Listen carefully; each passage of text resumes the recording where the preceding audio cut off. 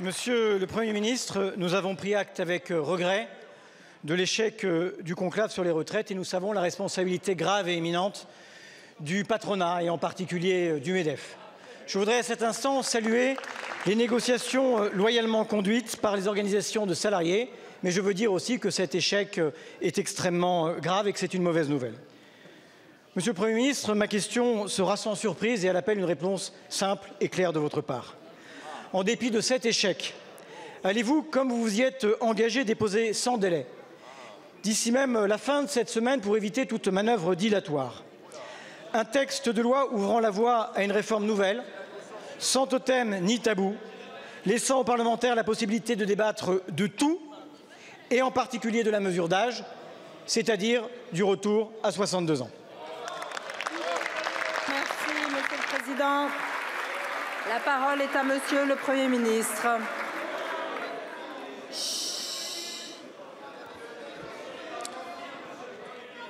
Merci, Madame la Présidente, Mesdames et Messieurs les députés.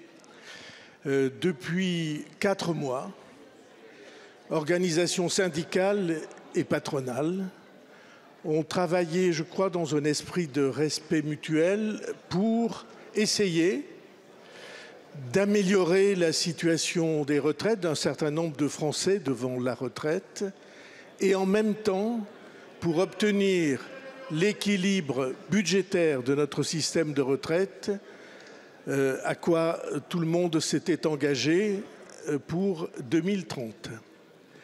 Hier soir, les organisations syndicales et patronales se sont séparées sans trouver un accord. Et la question qui se pose devant nous est assez simple. Est-ce que ces 4 mois n'auront servi à rien? Oh, c'est parfaitement clair. Je sais très bien qu'un certain nombre de sensibilités dans cette Assemblée souhaitent l'échec de tout travail en commun et de toute négociation. C'est ça la vérité. Mais il se trouve que je pense que c'est un mauvais service à rendre à la France. Et donc, Monsieur le Président Vallaud, j'ai pris l'initiative d'inviter les organisations syndicales qui ont travaillé en effet avec volonté d'aboutir sous la responsabilité de Monsieur Marette, qui a été un médiateur et un animateur tout à fait remarquable, et les organisations d'entreprise pour regarder si le travail ou les accords partiels qui ont été dessinés et dont on était très près d'en faire un accord définitif, est-ce que tout cela pouvait être sauvé? Ma conviction est qu'il existe très difficile un chemin qui peut permettre de sortir de cette impasse.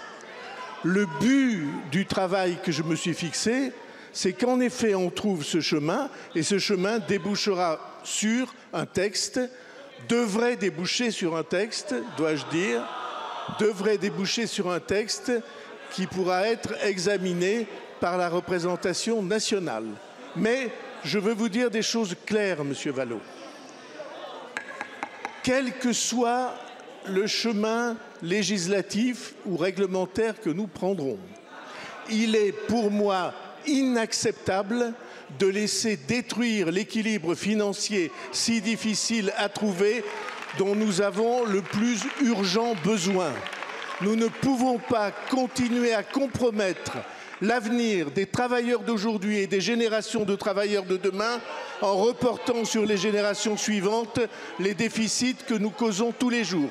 Donc le travail des parlementaires est justifié, l'engagement de chacun est justifié, mais notre responsabilité, c'est de rétablir l'équilibre du régime de retraite. Merci, Monsieur le Premier ministre. Monsieur le Président. Monsieur le Premier ministre, je vous cite le 14 janvier 2025 lors de votre déclaration de politique générale. J'ai la conviction que nous pouvons rechercher une voie de réforme nouvelle sans aucun totem ni tabou, pas même l'âge de départ à la retraite. Le 16 janvier 2025, par écrit, je vous cite encore, Si les partenaires sociaux ne parviennent pas à un accord global, nous présenterons néanmoins les avancées issues des travaux des partenaires sociaux. Nous présenterons sur cette base un nouveau projet de loi. Ainsi, l'impératif de réforme pourra être satisfait dans une démarche de justice.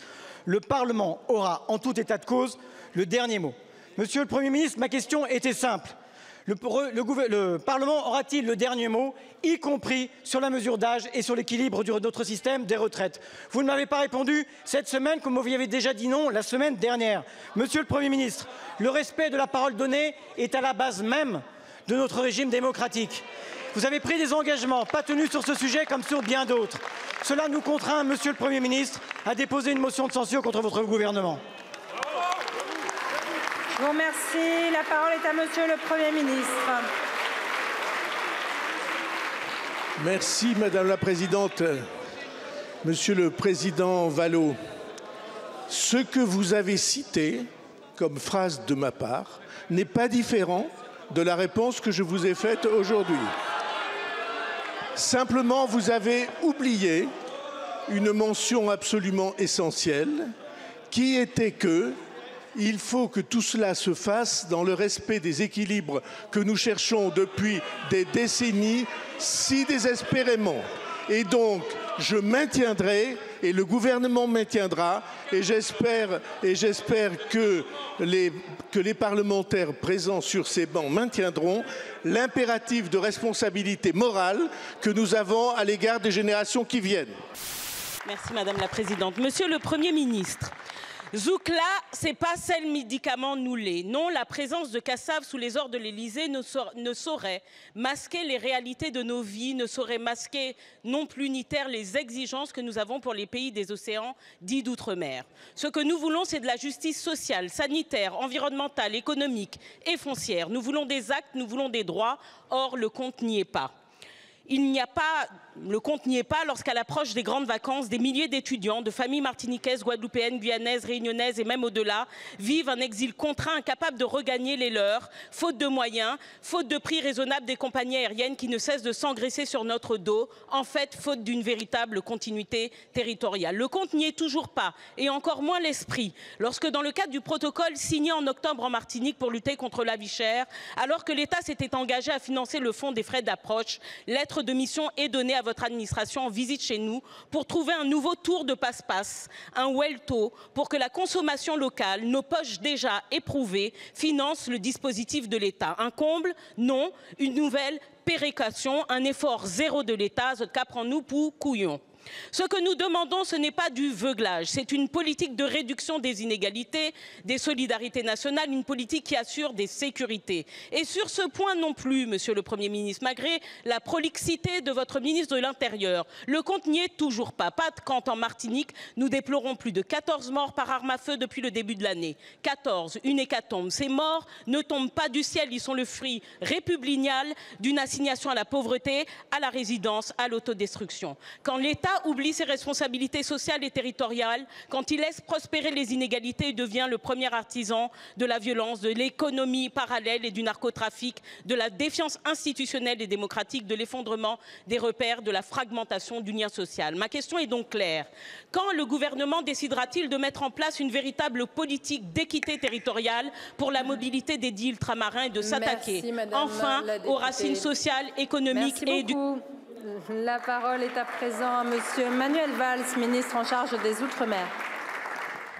Merci Madame la Présidente, Mesdames et Messieurs les députés, Madame la députée Béatrice Bellet, vous avez posé beaucoup de questions. Incontestablement, les sujets d'inégalité économique et sociale sont bien présentes sur l'ensemble des territoires ultramarins et notamment en Martinique.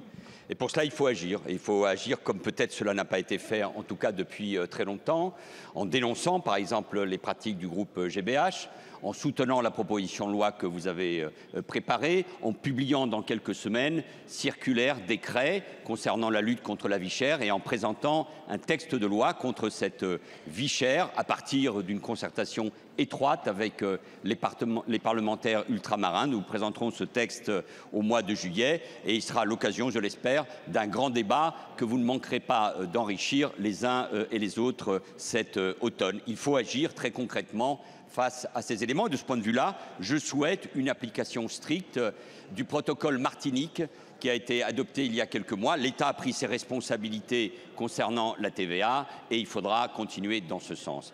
Vous abordez ensuite la question de l'insécurité. Je crois, Madame la députée, qu'il faut un peu de nuance tout de même. C'est vrai que les sociétés de la Martinique, de la Guadeloupe et de la Guyane notamment sont incontestablement confrontées au piège du narcotrafic. L'État, la justice, le ministère de l'Intérieur mettent les moyens pour lutter contre ce trafic, notamment dans les aéroports, sur les ports plus particulièrement, sur terre, sur mer. Dans les airs, parce qu'il faut évidemment des moyens tout à fait considérables, mais regardons tous en face ce danger éminent, ce danger très particulier pour la société martiniquaise notamment, et ensemble, plutôt que de nous renvoyer les responsabilités des uns et des autres, élus, acteurs économiques et sociaux, État, nous devons réussir à lutter contre ce fléau qu'est le narcotrafic. Monsieur le Président, Mesdames et Messieurs les ministres, chers collègues, Arratsaldeon.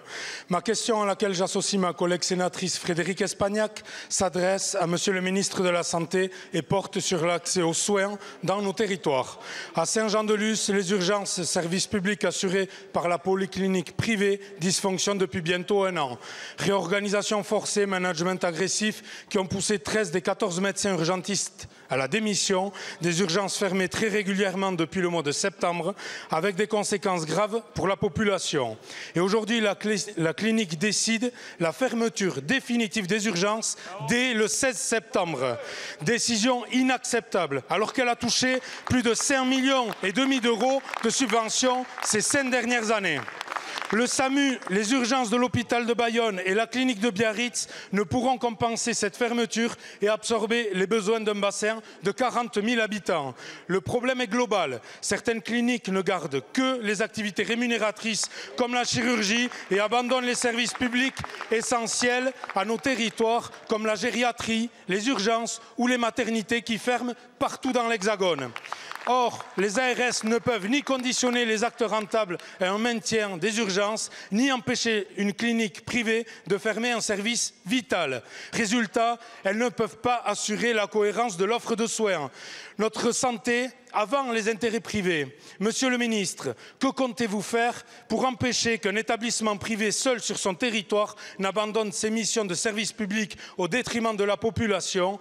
Êtes-vous prêt à vous battre avec nous, élus et habitants du territoire, pour maintenir un service des urgences à Saint-Jean-de-Luz qui est et restera indispensable? Merci. Merci. La parole est à Monsieur Yannick Noder, ministre de la Santé et de l'Accès aux soins. Monsieur le ministre.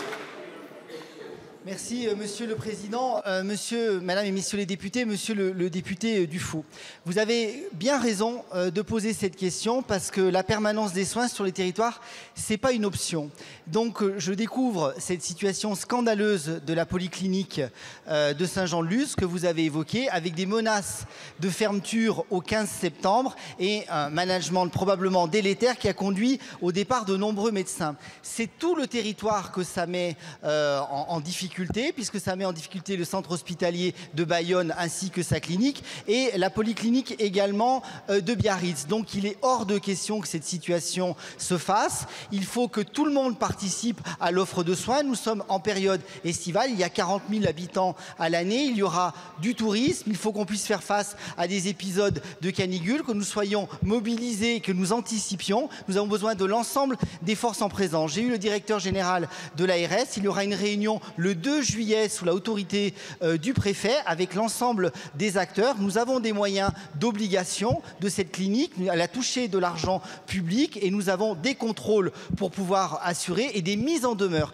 Donc la fermeté sera la plus grande et s'il faut, j'irai en personne à Saint-Jean-de-Luz réexpliquer le sujet de la permanence des soins qui ne doit pas être une option en France. Merci. Monsieur le député, vous avez quelques secondes. Oui, au Pays Basque, on dit Itza Itz. Monsieur le ministre, vous pouvez compter sur moi pour suivre ce dossier essentiel pour les habitants et habitantes du territoire. J'espère pouvoir compter sur vous pour refuser que les intérêts financiers de quelques-uns priment sur la santé de tous. Et vendredi soir, j'appelle un rassemblement à 19h devant la polyclinique. Merci. Monsieur le Président, Monsieur le Premier ministre, alors que la France a besoin de stabilité dans un contexte international terrifiant, alors que les Français réclament plus de justice sociale, fiscale et une amélioration de leur pouvoir d'achat, alors que le 19 décembre dernier, à Matignon, dans une réunion avec les formations politiques que vous aviez convoquées, vous affirmiez, je vous cite, que le déblocage du pays nécessite de reprendre la réforme du régime des retraites, une réforme injuste, imposée brutalement par Mme Borne et rejetée par 85% de nos concitoyens. Or, depuis 48 heures, vous vous retrouvez l'otage de l'intransigeance assumée, provocatrice, irresponsable d'un patronat arc-bouté sur ses intérêts financiers à court terme et refusant de privilégier le paritarisme, gage d'une démocratie sociale efficace. Des avancées concrètes étaient à portée de main.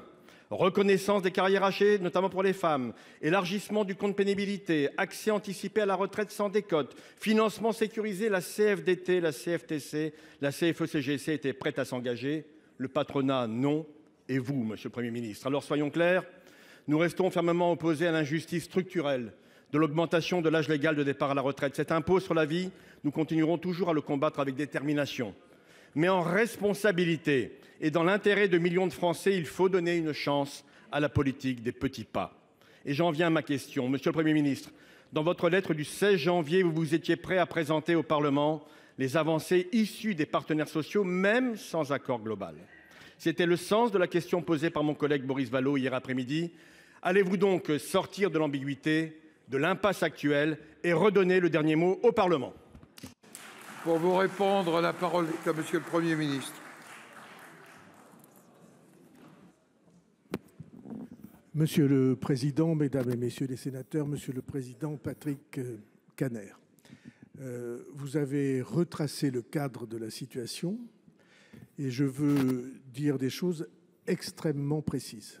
La première, c'est qu'il est faux de penser que le conclave, comme on l'a appelé, ait été un échec. Au contraire.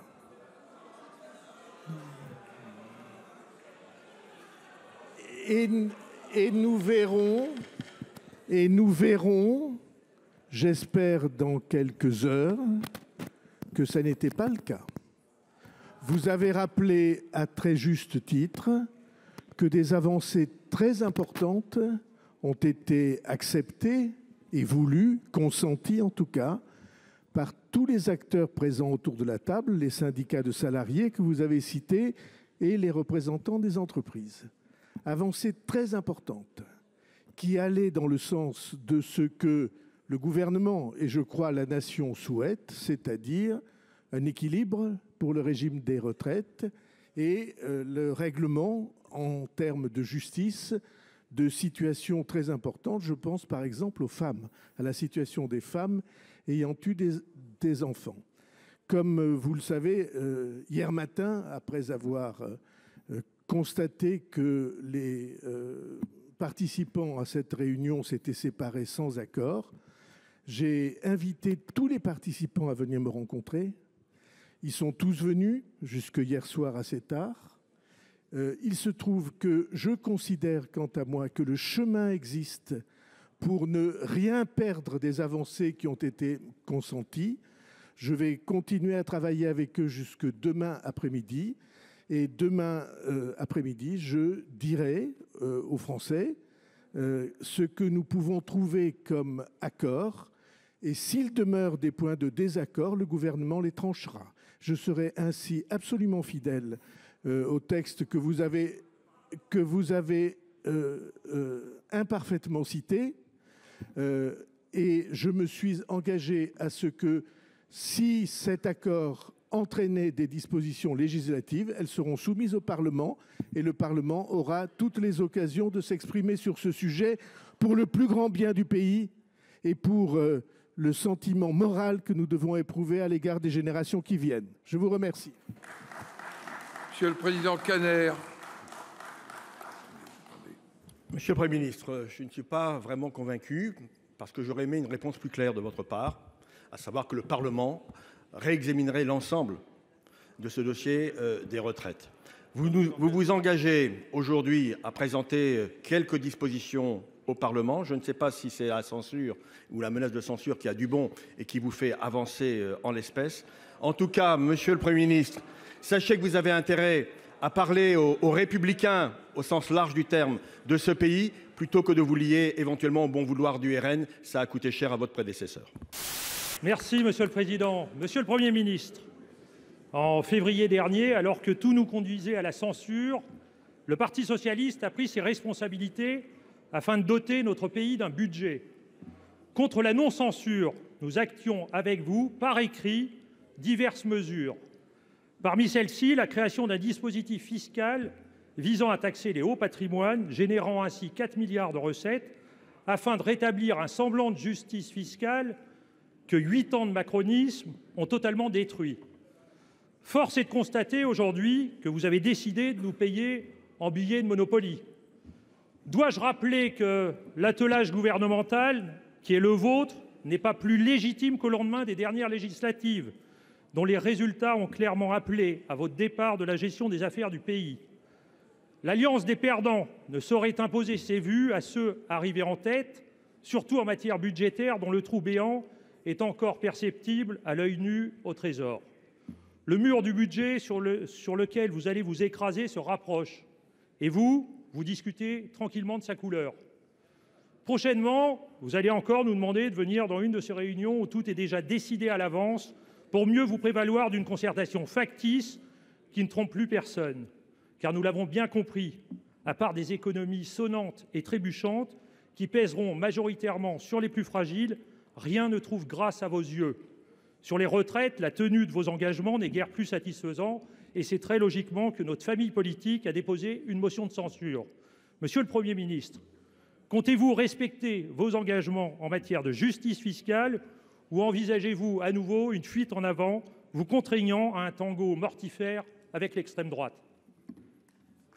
Pour vous répondre, la parole est au ministre de l'Économie et des Finances, monsieur Éric Lombard. Monsieur le Président, Mesdames et Messieurs les sénateurs, Monsieur le sénateur Thierry Cozic, rien n'est décidé d'avance et c'est peut-être ça le sujet qui nous occupe et qui va nous occuper dans les mois qui viennent, parce que, et le Premier ministre l'a rappelé, mais vous le savez, nous n'avons pas de majorité à l'Assemblée nationale et donc c'est bien dans la concertation que nous travaillons, que nous allons travailler dans les mois qui viennent. Et d'ailleurs, en accord avec le Premier ministre, avec la ministre des Comptes publics Amélie de Montchalin, nous allons recevoir dans les semaines qui viennent les présidents et présidentes de groupe, naturellement les présidents de commission et rapporteurs généraux, afin d'écouter les propositions et d'élaborer un projet de loi de finances dont le Premier ministre donnera les première ligne vers le milieu du mois de juillet et nous allons poursuivre la concertation à la rentrée afin de rechercher les voies et moyens de trouver l'accord le plus large possible. Alors vous citez deux questions qui ont effectivement fait l'objet de discussions plus particulières avec votre groupe et vos collègues de l'Assemblée nationale. Sur les retraites, il me semble que le Premier ministre a été d'une clarté tout à fait limpide sur le fait que la réunion, le dialogue entre les partenaires sociaux ayant abouti à quelques centimètres près, le Premier ministre allait chercher les voies et moyens de faire en sorte que ces derniers centimètres soient parcourus d'une façon ou d'une autre, mais je ne veux pas le paraphraser. Quant aux engagements qui ont été pris en matière fiscale, naturellement, ces engagements seront tenus. C'est inutile de penser le contraire de la part du Premier ministre que vous connaissez. Nous allons en préciser les détails au fur et à mesure parce que vous avez bien compris que dans ce trajet qui est le nôtre, c'est bien dans le dialogue que ce texte va se construire. Donc, je veux redire notre entière disponibilité avec vous-même, avec vos collègues, pour préparer ce texte et, je l'espère bien, permettre que nous ayons un budget équilibré et efficace et utile à la rentrée prochaine. Je vous remercie. Monsieur Cozic, vous avez quelques secondes. Oui, Monsieur le Président, Monsieur le Ministre, j'entends concertation. La concertation implique aussi des engagements. Mais en ne respectant pas ces engagements, vous vous exposez à la censure, ce qui, de facto, vous replace dans la main de l'extrême droite. Monsieur Barnier peut en témoigner, ce n'est pas la meilleure des positions. Ne jouez pas le budget de la France à la roulette russe. Merci Monsieur le Président, Madame la Ministre, chers collègues. Je veux vous parler aujourd'hui de 3 millions de salariés, de 20 millions de bénévoles, de ces femmes et de ces hommes qui font vivre le tissu associatif qui est en train de s'effondrer sous nos yeux. Car les chiffres parlent d'eux-mêmes. 62% des associations n'ont pas les moyens de mener à bien leur mission sociale. Un tiers d'entre elles n'ont que 3 mois de trésorerie et 32% envisagent de réduire leur effectif. Pourtant, ces associations emploient 11% de salariés de notre pays et contribuent à hauteur de 3% du PIB. Or, nous assistons à une saignée générale du secteur associatif. Le désengagement budgétaire global de l'État conduit au désengagement des collectivités parce qu'elles sont à bout. Et les exemples se multiplient, les annonces tombent brutalement. Le Secours populaire perd 40% de subventions dans le Val-de-Marne. Le Secours populaire, lui, 70%. Et globalement, moins de 37 millions pour l'Association des paralysés de France. Le planning familial en première ligne a lancé l'alerte. Il dénonce la baisse brutale de leur financement public jusqu'à la suppression de tous leurs centres dans certains départements. Sans compter que vous mettez fin à l'éducation populaire. Vous acceptez donc que ceux qui protègent, qui accompagnent, qui agissent pour nos concitoyens soient ainsi abandonnés. Derrière ces coupes budgétaires, ce sont une fois de plus nos concitoyens les plus vulnérables qui payent le prix de votre désengagement. Madame la ministre, quels moyens allez-vous mettre en œuvre pour stopper l'hémorragie et pour sauver le tissu associatif de notre pays? Pour vous répondre, la parole est à Marie Barsac, ministre des Sports, de la Jeunesse et de la Vie associative. Vous avez la parole. Monsieur le Président, Mesdames et Messieurs les sénatrices et sénateurs, Madame la questeure Carlotti, nos associations sont dans un secteur, vous l'avez dit, essentiel de la solidarité et de la cohésion nationale, c'est vrai, et j'ai pleinement conscience des enjeux que vous venez de souligner. Vous avez raison, la situation financière est fragile, et cette fragilité est d'autant plus vraie qu'aujourd'hui, les budgets des collectivités territoriales sont compliqués également. C'est un point que je partage avec vous. Face à ce constat qui nous alarme tous, je suis mobilisée pour préserver des moyens. Sur l'année 2024, l'année 2025, nous avons préservé les moyens à hauteur de 2024 sur un certain nombre de sujets qui étaient importants. D'abord, les fonds dédiés au titre du FDVA, des fonds qui sont évidemment chers ici à la représentation nationale. Les subventions aux associations de la jeunesse et de l'éducation populaire ont été également maintenues. Et vous le savez, nous soutenons largement les colonies apprenantes qui s'appuient sur le tissu associatif de l'éducation populaire. Ensuite, nous avons aussi maintenu les conventions de financement pluriannuelles aux associations les plus grandes pour leur donner de la visibilité sur le soutien de l'État à long terme. Et puis, évidemment, vous ne l'avez pas souligné, mais j'imagine que vous y pensez, nous avons fait un choix difficile, celui de la diminution du nombre de services civiques en 2025 pour notre pays. Mais là aussi, j'ai une attention particulière pour les services civiques dans les associations, puisque l'effort est porté majoritairement, 75%, par les acteurs publics. Et d'ailleurs, ce sont seulement les très grosses associations qui portent l'effort sur les services civiques dans le tissu associatif. Enfin, pour les associations les plus fragiles, et dans tous vos territoires, vous le savez, le guide asso est toujours en voie de déploiement avec l'objectif d'un guide asso par EPCI depuis 2027, qui est un outil utile pour soutenir les associations. En tant que ministre, évidemment, de la vie associative, je suis pleinement mobilisée déjà sur le budget de 2026 sur le sujet. Avec ma collègue Amélie de Montchalin, nous travaillons sur cette copie. J'ai rencontré un certain nombre d'acteurs du tissu associatif, notamment du mouvement associatif. Et croyez-moi, la situation est compliquée, mais je suis pleinement mobilisée sur cet enjeu que je partage avec vous. Il est crucial pour notre pays. Madame Carlotti. Madame la ministre, vous savez que les crédits qui ont été votés sont gelés. Pendant ce temps, les associations s'épuisent. Après la suppression des contrats aidés, la réforme des retraites qui freine l'engagement des seniors, le financement par projet qui les noie dans la paperasse, le tissu associatif s'effiloche. Ce tissu, c'est la vie de la nation et vous organisez leur démantèlement.